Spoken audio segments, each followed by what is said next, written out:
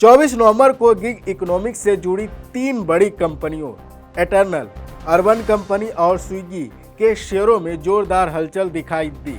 सुबह एटर्नल का शेयर 2% गिरा, लेकिन दोपहर 1 बजे के बाद इसमें हल्की रिकवरी आई। अर्बन कंपनी का स्टॉक 4% टूटकर 138 रुपये पर फिसल गया, जबकि स्विगी का शेयर 1% चढ़कर 390 रुपये के पास ट्रेड करता रहा। इन उतार चढ़ाव की सबसे बड़ी वजह है भारत में लागू हुआ नया लेबर कोड, जिसने पहली बार गिग वर्क, प्लेटफॉर्म वर्क और एग्रीगेटर जैसे शब्दों को कानून में स्पष्ट कर दिया।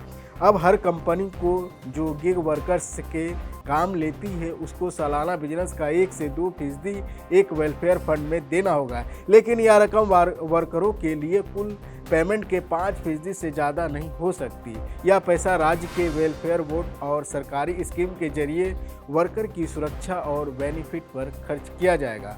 वहीं मॉर्गन स्टैनली का कहना है कि इस नए नियम से ई-कॉमर्स और फूड डिलीवरी प्लेटफॉर्म की लागत बढ़ेगी।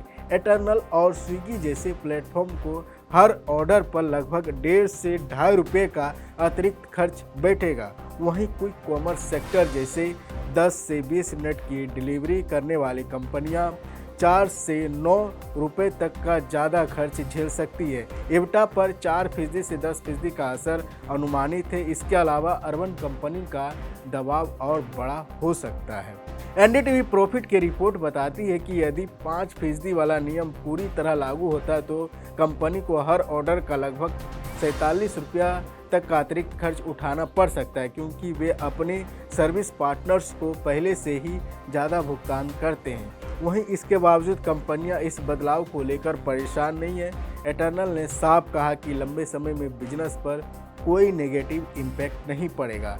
स्विगी का भी कहना है कि इससे उनकी लागत या प्रॉफिटेबिलिटी पर कोई बड़ा असर नहीं आएगा। विशेषज्ञों का मानना है कि बढ़ा हुआ खर्च धीरे धीरे सिस्टम में एडजस्ट हो जाएगा, थोड़ा ग्राहक से, कन्वीनियंस फीस के रूप में, थोड़ा पार्टनर से और थोड़ा खुद प्लेटफॉर्म की तरफ से।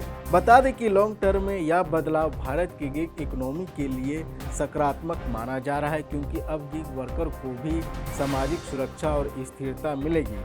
बाजार फिलहाल इस नई लागत को समझ रहा है, लेकिन आने वाले हफ्तों में इन कंपनियों के स्टॉक पर इसका असली असर दिखाई देगा।